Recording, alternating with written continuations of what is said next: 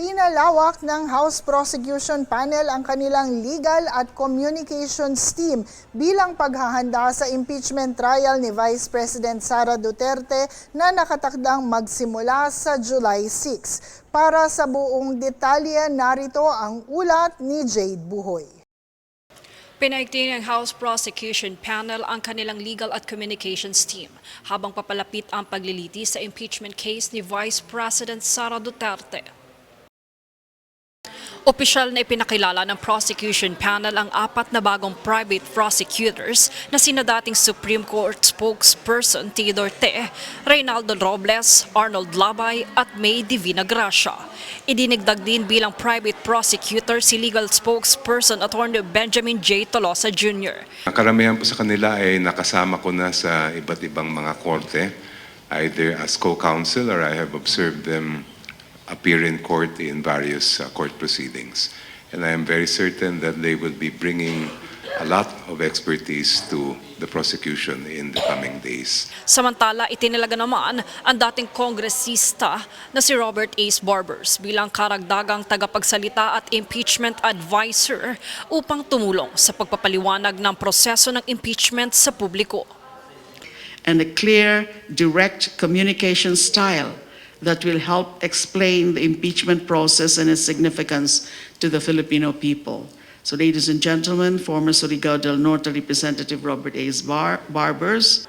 Ayon naman kay Attorney May Divina Gracia, voluntaryo silang naging bahagi ng prosecution team dahil naniniwala silang mahalagang maisulong ang pananagutan sa ilalim ng batas.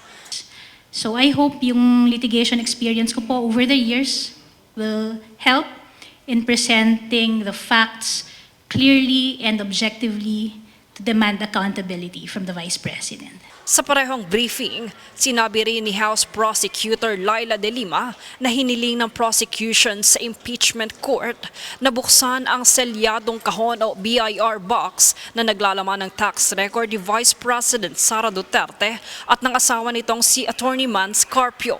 Anya, makatutulong ang mga dokumentong ito sa pagtalakay sa alegasyon ng hindi may paliwanag na yaman. Ngunit nasa impeachment court pa rin ang pasya kung papayagan itong buksan. Malaki siyempre ang epekto na yan kung hindi papayagan yung pagpresenta ng evidence doon sa contracting an assassin and then making grave threats. That's Article 4 of the Articles of Impeachment. Paano yan? Anyone can just be blurting out all of those threatening words and remarks from a high official at that. And it's a high official, happens to be the second highest official of the land. Samantala, sinabi naman ni Akbayan Representative Shell Jokno na handa ang prosecution na i-cross-examine si Vice President Sara Duterte kung pipiliin itong tumistigo sa paglilitis.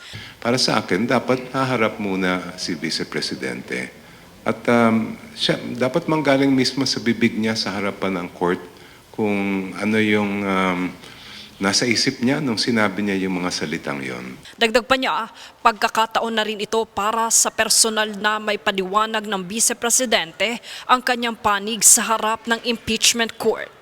At dapat rin na bigyan kami ng karapatan na i-cross-examine siya dun sa sinasabi nga niyang claims, kung ano man yon, freedom of speech o kung meron pa siyang ibang paliwanag. Ayon sa House Prosecution Panel, nakatuon ang kanilang paghahanda sa maayos at mabilis na paglilitis, habang ang pagtanggap at pagtitimbang sa mga ebidensya ay nasa pasya ng Senate Impeachment Court. Jade Buhoy, nag-uulat para sa Golden Nation Network.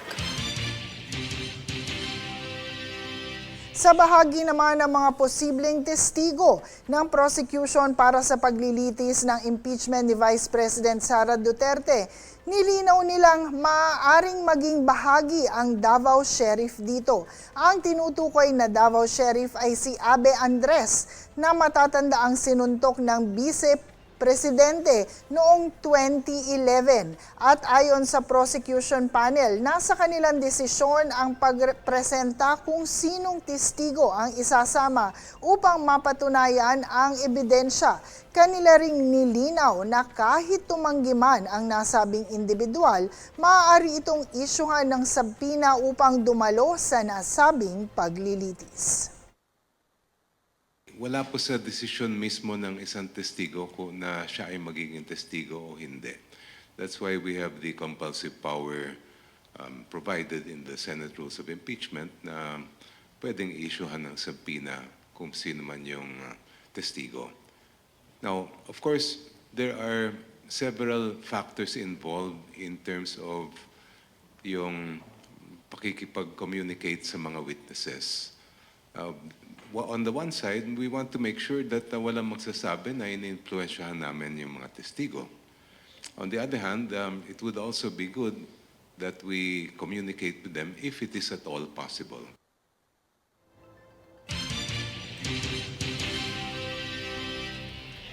Sa kaugnay pa ring balita sa patuloy na pag-uusig ukol sa tanong kung nararapat bang buksan ang BIR box ni Vice President Sara Duterte, ay muli itong nilinaw ng prosecution panel. Ayon pa kay House Prosecutor at mamamayang Liberal Party List Representative Laila De Lima, kailangan at dapat talagang buksan ito dahil may kinalaman ang record sa bigat ng ebidensyang iprepresenta. Nilinaw ng kanilang kampo na di na kinakailangan ng executive session upang maipresenta ito. Anila, maaari ring isama pati ang BIR records ng asawa rin ng bise na si Attorney Carpio kung i-insist talaga ng prosecution. Pamarka ng mga laman nito ay kailangan, ay dapat talagang buksan yan at dapat talagang makita yung laman. Kasi wala naman ito tungkol pa sa admissibility or relevance, katulad ng sinabi ko kanina, yung probative value, tsaka yung evidentiary weight. So, yun po ang aming posisyon. Now, ang sa amin nga, at least my position is that hindi naman kailangan ng executive session. Bakit kailangan pa ng executive session? Yun lang naman ang gagawin muna. Saka na lang yung pagtalunan, yung tungkol nga dun sa kanilang mga sinasabi na hindi pwede dahil merong confidentiality provisions. But it is our right at this point, the prosecution, to really mark those exhibits kasi kasama yan sa listahan ng aming mga evidence. And ganun din actually sa defense, meron sila.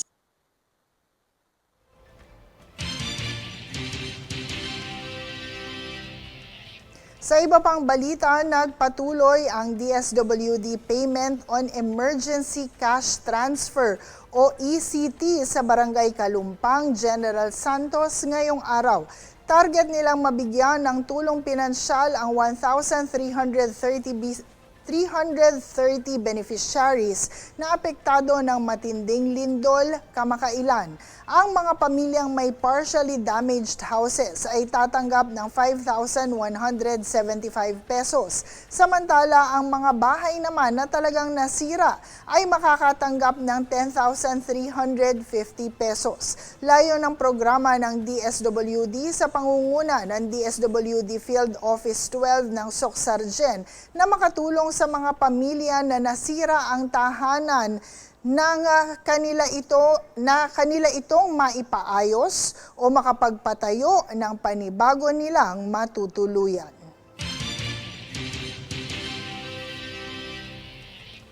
Sa iba pang balita, formal nang inilunsad ng Department of Tourism o DOT ang bagong platform para sa pagpili at discounted na travel deals sa mga destinasyon sa buong Pilipinas.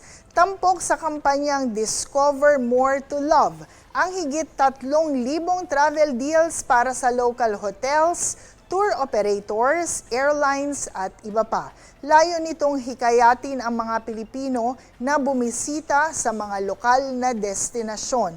Ayon kay DOT Secretary Dita Angara Mathay, ang nasabing platform ay magbibigay rin ng impormasyon ukol sa abot-kayang travel options nang hindi magiging biktima ng mga scam.